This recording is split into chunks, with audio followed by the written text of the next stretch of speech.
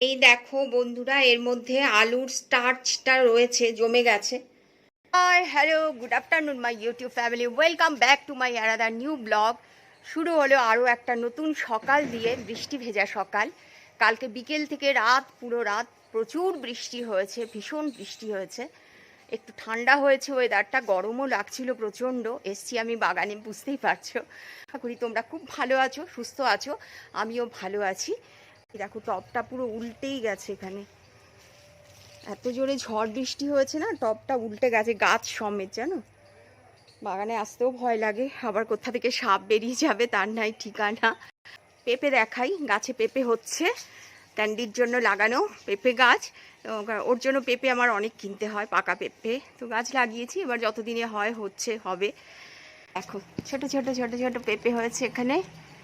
এই দেখো এখানে হয়েছে পেঁপে, এই পেঁপেটা বেশ বড়ই হয়েছে, উপরে হচ্ছে আরো ফুল এসছে। পেঁপে হবে, অনেক পেঁপে হবে যখন হবে, দেখলে দেখালাম। এই গাছ তিনটেতে যদি ঠিকমতো পেঁপে হয়, প্রচুর পেঁপে হবে। আনারসের বেডটা পরিষ্কার করতে পারে না, এই কারণে আনারস গাছে প্রচুর কাটা থাকে, তো জগৎ হাত ঢুকিয়ে পরিষ্কার করতে পারে না। আর আমার নীলকণ্ঠ ফুল গাছটা কি হয়েছে কি জানি, ফুল ফোটে না, একটা দুটো করে ফুটছে। এদিকে আরও বেরিয়েছে নীলকণ্ঠ গাছ, দেখি সেগুলোতে যদি হয় জগৎকে আবার একবার ডাকতে হবে, গাছ ছাড়বো। কারণ ফুল ফোটা এখন ধীরে ধীরে বন্ধ হয়ে যাবে, যত ঠান্ডা পড়বে তত ফুল ফোটাটাও বন্ধ হয়ে যাবে। তো গাছগুলো, ও তো প্রচণ্ড ধীরে কাজ করে, তো সেই জন্য গাছগুলো কাটতে পারিনি। এবার কাটবে, সব গাছই কাটবে, জুঁই গাছ ছেটে দেবে, টগর গাছ, বড় টগর গাছ, কারণ এগুলো ফুল ফোটা একদম কমে গেছে। এখন রাখি, একটু কফি খাবো। ব্লগ আমি এই সময়টা থেকে এখন ম্যাক্সিমাম শুরু করি, কারণ সকালের দিকটা করি না। আলুর স্টার্চটা রয়েছে, জমে গেছে, এটা ফ্রিজে রেখে দিয়েছিলাম। এখন এর মধ্যে কি কি দিচ্ছি দেখো। একটুখানি দেবো লিকোরাইস পাউডার, হচ্ছে চন্দন পাউডার, যতটা লিকোরাইস দিলাম ততটাই চন্দন দিলাম। একটুখানি হানি, মানে এখনকার মতো করে নিলাম আর কি, এটা স্টোর করব না, শেষ হয়ে যাবে লাগালেই। বন্ধুরা, আমি দুধ দিয়ে মুখটা ক্লিন করে নিয়েছি, আর এই যে লাগাচ্ছি এখন, যেই প্যাকটা বানালাম, এটা স্ক্র্যাবারেরও কাজ করবে, প্লাস প্যাকেরও কাজ করবে, ভীষণ ক্লিন হবে ফেসটা, দেখাবো তোমাদেরকে। লাগানো হয়ে গেল, এটা না স্ক্র্যাবারের কাজ করবে, প্লাস অ্যান্টি ট্যান, ট্যান উঠে যাবে যদি ফেসে কোনো কারো ট্যান থাকে। আমার তো ধরো নেই, আমি সব সময় কিছু না কিছু লাগাতেই থাকি। শুকিয়ে গেছে, এবার ফেসটা আমি ধুয়ে নিই, ক্লিন করে দেখাচ্ছি। এই দেখো ফ্রেন্ডস, ফেসটা পুরো ক্লিন হয়ে গেল, ডেড সেল সব বেরিয়ে গেছে। মুখটা একদম প্রায় ফোনের সাথেই লেগে যাচ্ছে আমার, বুঝতে পারছো কতটা ক্লিন, টান টান হয়ে যায়। বন্ধুরা, অনেকদিন পর করছি চিড়ে ভাজা, আমি যেভাবে করি। আজকে কাঁচা লঙ্কা কেটে তেলে দিয়ে দিয়েছি, কারিয়া পাতা, বাদাম ভাজা হয়ে গেল। এবার দেবো চিড়েটা, একটু নুন দিয়েছিলাম বাদাম ভাজার সময়। এটা খেলে জানো তো রাতে না পেটটা ভরাই থাকে আমার, অনেক দেরি করে খেতে হয় রাত্রে। বেলার খুব ফেভারিট একটা টিফিন, চায়ের সাথে গ্রিন টি খাই আমি, গ্রিন টির সাথে খুব ভালো লাগে খেতে।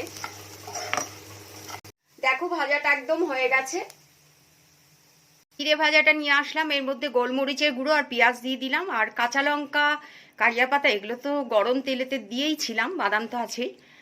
তো এটা এখন আমি খাবো, খেয়ে তোমাদের সাথে একটু কথা বলছি। হাই ফ্রেন্ডস, ডিনার করতে বসলাম টেবিলে, তার আগে তোমাদের সাথে একটু কথা বলে ব্লগটা এন্ড করব। ও আজকে সারাদিন ওই বৃষ্টি হচ্ছিল, সন্ধ্যার পর ভাবলাম একটু মার্কেট যাব, কিছু কেনার ছিল, দরকারও ছিল। যেতে তো পারলামই না, এত বৃষ্টি হচ্ছিল। ঘন্টাখানেক আগে বৃষ্টি থেমেছে, কিন্তু এত রাতে আর মানে আমি বেশি রাত হলে বাইরে বেরোই না, কারণ খুব চিন্তাই হচ্ছে এখানে, একা যাব, এতটা রাস্তা দিয়ে আসবো, আর বৃষ্টি বাদলের দিন তো রাস্তাঘাটে কেউ সেরকম থাকবেও না। সেই জন্য আমি রাত্রেবেলা 8টার পর বাইরে বেরোই না, একদম মানে গাড়ি নিয়ে বেরোই না, খুব বেশি দরকার না হলে আমি বেরোই না। সেদিন যেমন পাপিয়াদের বাড়ি থেকে আসতে গিয়ে অত রাত হয়ে গেছে, আমি নিজেই বুঝতে পারিনি, কেউই আমরা বুঝতে পারিনি, গল্প করতে করতে যা হয়। পরে দেখছি যে অনেকখানি রাত হয়েছে, ওরাও খুব ভয় পাচ্ছিল অত রাতে আমি একা আসবো বাড়িতে। তো পুজোর ব্যাপার ছিল, সেই জন্য রাস্তাঘাটে লোক ছিল। আর এখন বৃষ্টি বাদলের দিন, আর রাতের বেলা বাইরে একা না বেরোনি আমার মনে হয় ভালো, সেই জন্য আর গেলাম না মার্কেট। নতুন বন্ধু, পুরনো বন্ধু, তোমরা আমার ভিডিও দেখছো, কম বেশি দেখছো, তার জন্য আমার সমস্ত বন্ধুদের, দেশে বিদেশে যত বন্ধু রয়েছে তাদেরকে অনেক অনেক ধন্যবাদ জানালাম। তোমরা সকলে খুব ভালো থেকো, সুস্থ থেকো, আনন্দে থেকো। তোমাদের ব্লগ খুব সুন্দর সুন্দর পোস্ট করো, আমি দেখবো, দেখতে সত্যি খুব ভালো লাগে। সবার সব রকমের ব্লগ দেখতে খুব ভালো লাগে। কালকে দুপুরেও অনেক ব্লগ দেখেছি, আজকেও দেখেছি আমি অনেকের ব্লগ, সকালের দিকেও দেখি আমি ব্লগ। মানে যেইটুকু টাইম আমার মনে হয় যে এইটুকু টাইম চা খেতে খেতে দেখা যাবে, আমি সেই টাইমটুকু দেখি। আর আমার যদি ওয়াইফাই থাকতো তাহলে তো আমি সকলের ব্লগ সব সময় দেখতাম। যেহেতু আমার নেট প্যাকে চলে, সেই জন্য একটু হিসেব করে রাখতে হয়, কারণ আমারও ফোনে নেট থাকা দরকার, কারণ আমি এলবিতে জয়েন করি, তারপর ভিডিও এডিট করার সময় লাগে। তো এসব অনেক হিসেব নিকেশ আছে, এই আর কি। তো ঠিক আছে, আজকের মতো ব্লগ এখানে শেষ করলাম বন্ধুরা। Tata, good night.